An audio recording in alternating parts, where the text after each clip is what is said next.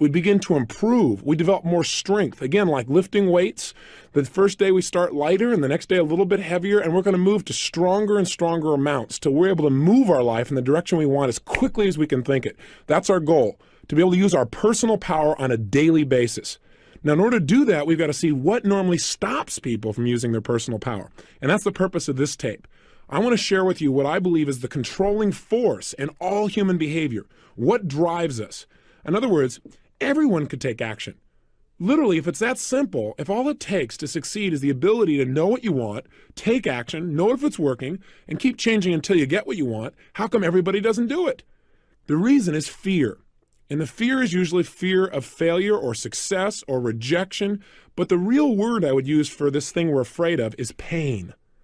I believe that every single person on this earth is driven by two forces. Number one, their need to avoid pain. And number two, their desire to gain pleasure. Those two twin forces are the drive behind all human behavior. So let me ask you a question. My guess would be this isn't the first set of self-improvement tapes that you've invested in your lifetime. Did you really use the last set you invested in? My hallucination is the answer is no, you didn't use them at least at the level you could have. And the reason I quote unquote hallucinate that is I found out the statistics show that less than 10% of the people who purchase tape programs ever listen to them in their entirety.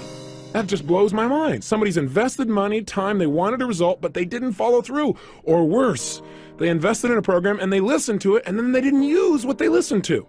But there's anything that I'm going to try and push you to do as your friend and as your success coach, if you'll let me be that for you in this program, it's to get you to act on everything we talk about, to keep the ideas simple and focused, but get you to use them. See, you don't have to have a complicated idea to make a difference in your life. What you need are ideas that you apply. And that's what we're really going to go for 1,000% in this program. But the question is, how could somebody go to school? How could somebody go to a seminar? How could somebody read an excellent book and still not produce the results? So why didn't I follow through? I obviously wanted the results that I knew this book could give me. Why haven't you followed through on some of the things you know you really want? Why not? Why haven't you used your personal power and taken action? What has prevented you from taking action? And I would suggest to you it's what this tape is about. The two controlling forces have directed your life and kept you at times from taking action. And those forces again are the twin forces of pain and pleasure. Remember, everything we do in life, we do out of our need to avoid pain or a desire to gain pleasure. I'll give you an example. I don't know if you're a lady listening or a gentleman, but when I speak to audiences, I'll invariably ask the ladies in the audience, please raise your hand if you put on makeup today. Do you know that 90% of the audience will raise their hand? Many times 99. Now, think about that. Why do they put on makeup each day, or why do you if you're a lady? Why? Is it because you wake up in the morning and say, look in the mirror and say, God, I love this process? I doubt it very seriously. Why you put it on is for one of two reasons. You put on the makeup because in your mind you say, you know, putting on makeup makes me feel more attractive. So what is that doing? Why are you taking action? To gain pleasure. Or you might say, well, gosh, when I put on makeup, people think I'm more attractive. They feel more attracted to me, which again makes you feel good. It makes you feel a pleasurable type of feeling. That's why you do it. Now, some people wake up in the morning and that's not why they put on makeup. Some women wake up in the morning and they say, how come men don't have to do this? Right? But they still do it. Why? Because their brain says, well, if I don't put it on, somebody's going to say, what happened to your face? Right? And some people, of course, do it for a combination of the two. The point is, the only reason they put it on is to avoid pain and to gain pleasure. Some combination of those things. Hey, have you ever procrastinated? You say, what a dumb question. Of course. What is procrastination? It's the opposite of using your personal power. It's being immobilized. It's needing to do something and not following through. I call it the silent killer because it grows on you. It just kind of creeps along until pretty soon it's taking control of your life. Pretty soon you find yourself immobilized in a bunch of areas and you don't even realize it. You don't even notice all the freedom you've given up just because of procrastination. So what is it though? Why do we procrastinate? Why do we not use our power, which is what we talked about in the first tape? Let's figure out what stops us. The reason is when we procrastinate, it's because we think that taking action, whatever action we're putting off, that taking that action would be more painful than doing nothing or not taking action. That's the bottom line. In other words, by not taking action, now, where else do they affect you? Well, Let's take a look. Do you overeat? Some people say, well, I'm going to go on a diet. Yep, I'm just going to go out there and I'm going to starve myself and then I'm going to be real skinny. How often does that work? Now, I'd say slim and none. In fact, studies show that 95% of the people who go on a diet within 2 years have not only gained the weight back, but have also usually gained an additional 2 pounds beyond the weight they were on when they went on the diet in the first place. See, trying to create more pain in your life rarely works because I got to tell you something. The need to avoid pain is biological. It's built into your nervous system. Why? Because it's a survival mechanism. And your brain is going to fight like crazy anytime it sees that you're asking it to do something that's going to lead to pain. So what do we need to do to change our eating patterns? What do we need to do so we get permanent weight loss and we have the physical health we want? Well, the first thing I would do if I were you is I'd find some of the foods that you're obviously addicted to. In other words, foods that you eat on a regular basis and you eat them in excess. Why do you eat them in excess? You go, well, because when I was growing up, these and these things happened to me. No, that's not true. There's only one reason you eat more food than you should, because it's pleasurable, because you like to eat that chocolate, because you think, could die of a chocolate, and you just go into a state where you got to have it. See, you associate deep, deep pleasure, and that's why you go for it. Now you say, yeah, but being fat is really painful. That's true. But the reason you ate the chocolate, because in that moment, what was more real to you? The pain of being fat or the pleasure of the chocolate? I would assume that it was the pleasure of the chocolate if you're overeating. So what we've got to do to make a change in our life is not go out and discipline ourselves, but to change what we link pleasure and what we link pain to. So what if you saw somebody that you were really attracted to and you wanted to be with them, you wanted to develop a relationship, but you didn't follow through? How come? Real simple, isn't it? Because you associated more pain to walking up and asking him for a date than not doing it. You thought, well, gosh, but if I could do it, I could have the pleasure. But which one was a more powerful motivating force? The pleasure of being in a relationship or the potential pain of being rejected? If you didn't follow through, I'm sorry to sound so simplistic, but let's talk about what really drives human behavior. And I think there are certain basic fundamentals that drive our behavior. When we understand them, we can start to utilize them to change our life. And if we don't understand them, then what we do is we keep running up against the brick wall. Have you experienced that? Where you're trying to make a change, but it never happens. Why? Because your internal associations about pain and pleasure haven't changed. In other words, you keep thinking, if I do this, it's going to mean a ton of pain. And so you stop short. I mean, a classic example is in relationships. You know, a lot of people in life get this bug. They say, I want to be in a relationship. Why? Because they think being in a relationship would mean lots of what? Pleasure, love, happiness, security, being close, all those special feelings, spirituality, right? That feeling of oneness. Then they get in a relationship and they say, I don't want to be in a relationship, right? All of a sudden they begin to think relationship means pain, or worse. They think a relationship is the most incredible thing in the world. They love this person. They give 1,000% of themselves. They think about them constantly. And then as time goes by, something happens. And this person, let's say, leaves them or breaks up with them or smashes their heart. The challenge is this. Most people have not learned how to deal with it. Most of us don't consciously look at what we link pain and what we link pleasure to. And so our lives are in reaction instead of in control. So for example, let's say you had a great relationship, somebody you really loved, gave 100% as we started to talk about. And then all of a sudden, one day, something bad happens. They cheated on you, they left you, they lost interest, they were less motivated or attracted than you were. What happens for some people is they have this thing called pain at this moment. And what they link up in their mind is relationships equal pain. Now there's a problem, because also in their mind, they have this other association in their nervous system, and that association is relationships equal pleasure. So what happens in the future? Well, for a long time, this person will probably avoid relationships. You know, they won't get too attracted. They won't express themselves real fully, or they'll be a little bit more closed down. Does this sound like somebody you know? Maybe somebody you know personally? And then what happens is eventually, maybe some of the pain wears off. And they see somebody and they get attracted or they develop a neat relationship and it starts to grow. But there's a point in the relationship when it's going really, really well, when all of a sudden that person begins to sabotage the relationship. Now, have you ever done that? Usually it's because inside your mind, something has happened and your brain's going, oh my gosh, I'm getting all this pleasure. But I know what's happening next. Relationships will equal pain eventually, so I better get out quick before the pain gets here. Now, I want you to realize that this idea of pain and pleasure doesn't just shape your emotional life or whether, for example, you smoke cigarettes or overeat or whatever the case may be, but it affects every aspect of your life, every aspect, big things and little things. Sometimes business people say to me, boy, this pain pleasure thing, this really affects my business, doesn't it? I said, affects your business, it's everything. It all comes down to people don't even buy the best product anymore. They buy the product they associate the most pleasure to and the least pain. All marketing is, when you watch a commercial, is them trying to get you to link pleasure to their product and pain to the competition.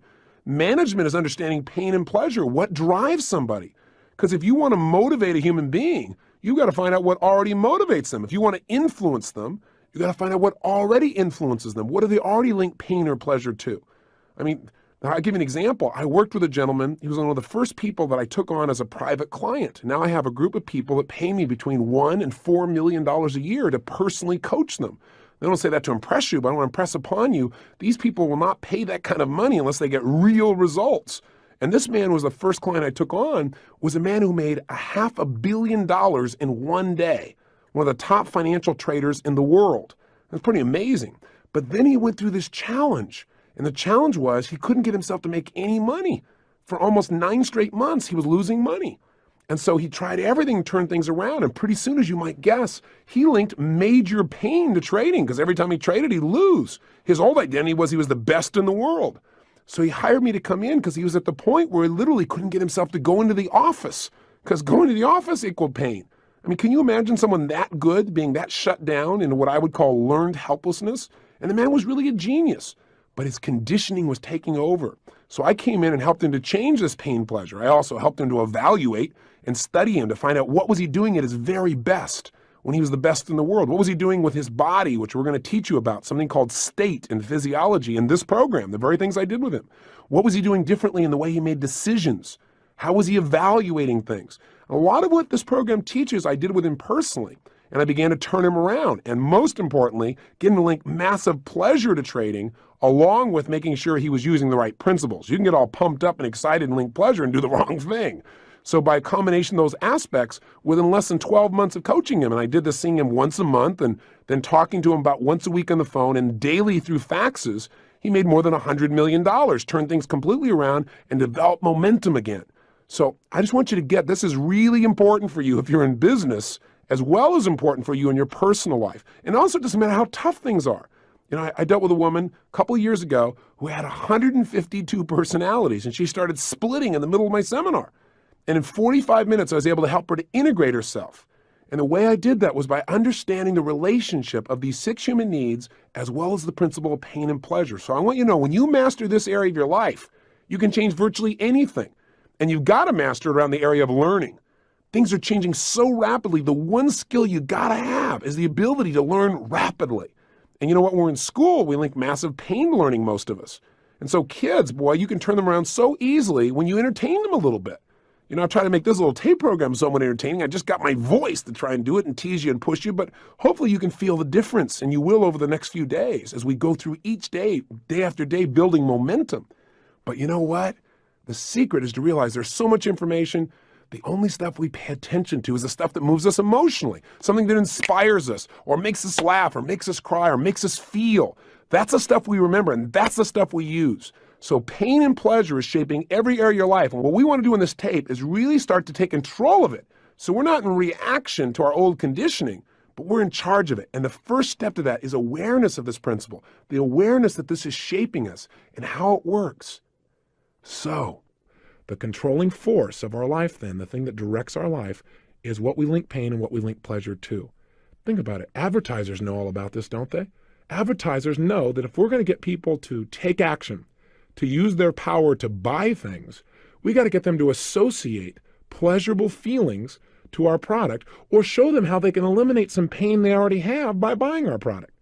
Think about it. Isn't that what they really did in those old AT&T commercials? AT&T tried to give you the pleasure and the pain. What'd they do? They didn't come on with a commercial and say, listen, I know you miss your mother, call her. No, no, no. First, they took out a big knife and they stabbed you in the chest with it, right? They came out there and they showed this poor old lady saying, gosh, my son hasn't called me in forever. I miss him. He probably doesn't even love me anymore. Oh my gosh, I'm being left alone. So all the grandmas in the world start to feel pain because they realize their son hasn't called them in at least 15 minutes. On the other side, right, here's the sons out there in the world and or daughters who are watching this going, guilt, guilt, oh gosh, I've been busy, oh gosh, I need a call and everything else. And pretty soon what happens is, in the same 30 seconds after making you feel all this pain for not calling, they then show you that by calling, you'll get what? Pleasure.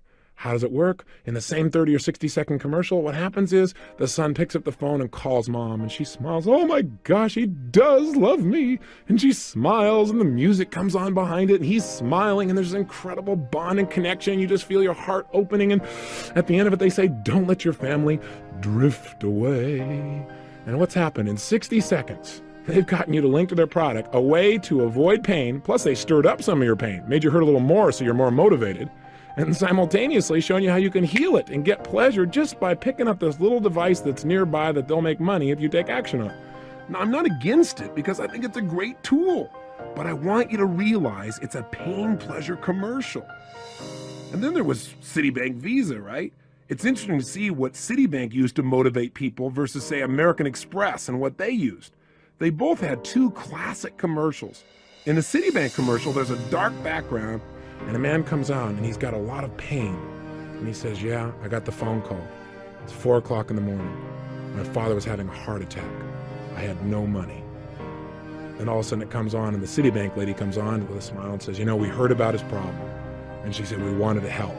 He called us. He told us what he needed the money for. We gave him the credit. Goes back to the man. Yeah, because of Citibank, I was there. I was there at my father's hospital bed, thanks to Citibank. People who care. Now, what's the implication here? Well, if you want to solve the pain in your life, just get a Citibank Visa, and they'll handle it. You need more money? Hey, just call. They'll handle it. They understand. Well, that's an interesting way of looking at things. So how can we use this understanding of the controlling force? How can we use the understanding that pain is a greater motivator than even pleasure?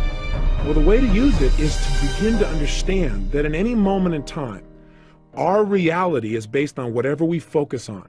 That is, at any moment in time, whatever you focus on is what's most real to you. For example, if you're looking at that piece of chocolate and you think about eating the chocolate and you just let your mind flow based on its old associations, it might say, yumbo, it's time to eat. You might immediately get that pleasure feeling. And as long as you focus on the pleasure you're going to get, and that is your primary focus, and that's what's most real to you, then you're going to be drawn towards the chocolate. But haven't you also had times where you didn't eat the chocolate? Or you didn't eat something that normally you're kind of addicted to? Haven't there been times when you've stopped yourself? How have you done that? The answer is you changed your focus, and you focused on the pain you probably would experience or the pleasure you would get by not eating the chocolate. So what you did is, instead of just thinking intellectually, well, yeah, not eating the chocolate will make me thinner, you literally focused on, hey, I'm going to be going to this particular ball and I want to look like $1 million. I want to feel strong. If I eat that chocolate, I'm going to feel lousy. I'm going to feel bloated. I'm going to feel heavy. So you began to focus on all the pain plus all the pleasure you'd get by not eating it.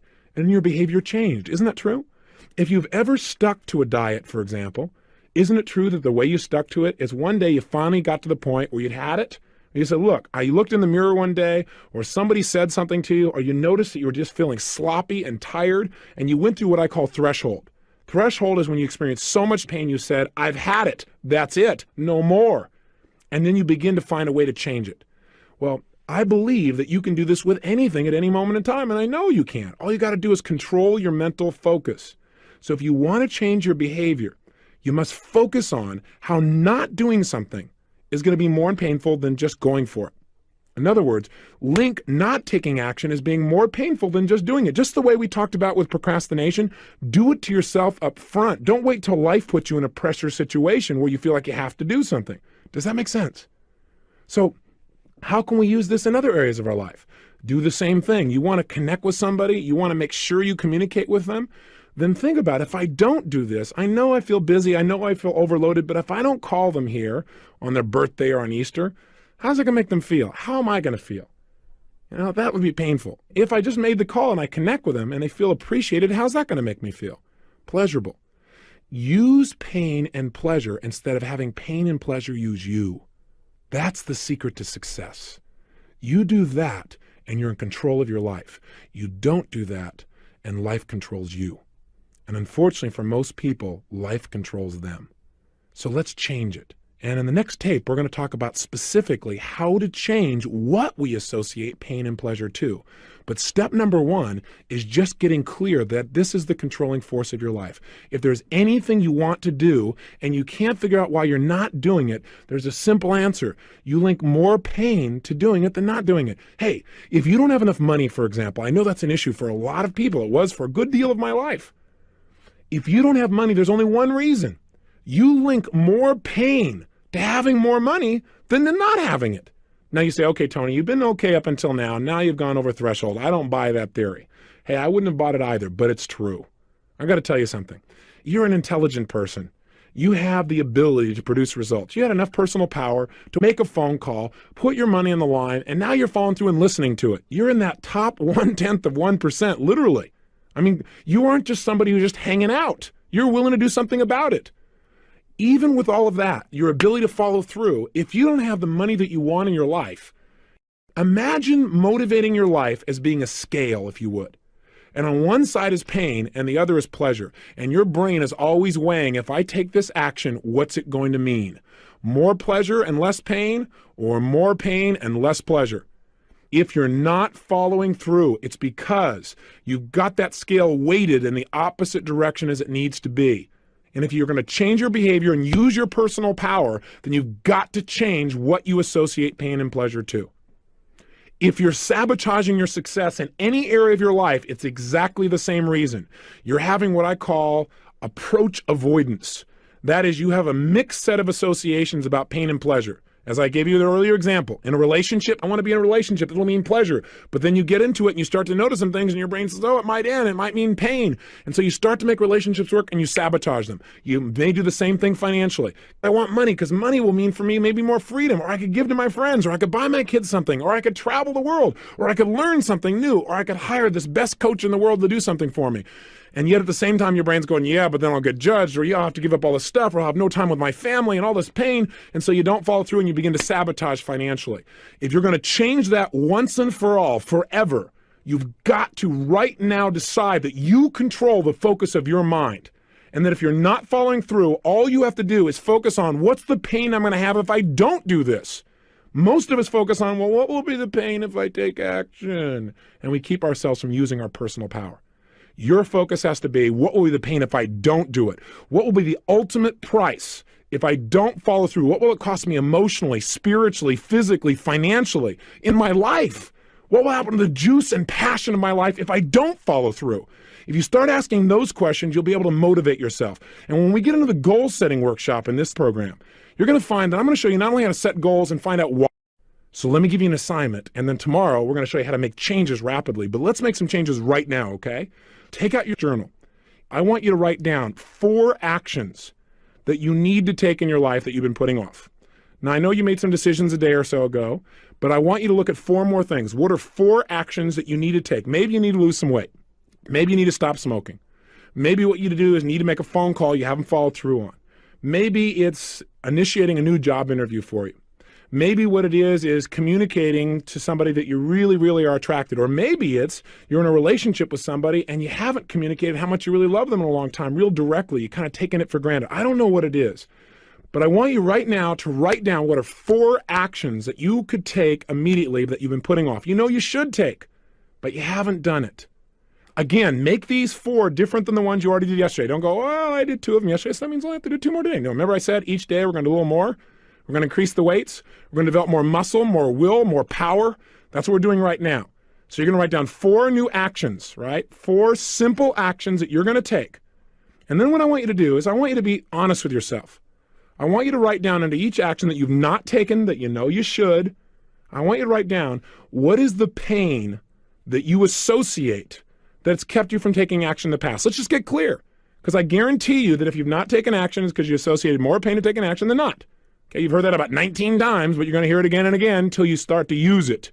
You know, I once heard a story about this great minister, and people came to his church and they listened to him, give this great sermon. And it was a phenomenal sermon. And then they came back the next week and he got up and gave the same sermon.